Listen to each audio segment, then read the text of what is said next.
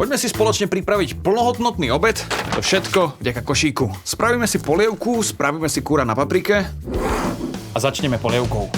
Prelejeme do hrnca a dolejeme vodou. A miešame, až kým sa nevarí. A takto pripravenú polievku podávame. Ukáž. Dobre som navaril. A teraz ešte hlavný chod. Kúra na paprike prelejem do hrnca. Ty brďo, aké veľké kusy. Zalejem trochu vody, aby to nebolo také husté. Trochu si to premiešam. Nádhera. A zatiaľ, čo sa nám ohrieva kura, ja k tomu mám rád tarhoňu. Do druhého hrnca si najskôr nalejem vodu. Osolíme, na to nezabúdať. A šup tam s tarhoňou. A už len čakáme. Keď je všetko pripravené, servírujeme.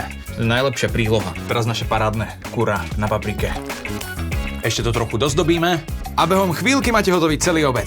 A najlepšie na tom je, že to všetko nájdete na košíku. Tak toto áno. A na záver, taký malý tip. Horčica z lokálu, to je úplná bomba.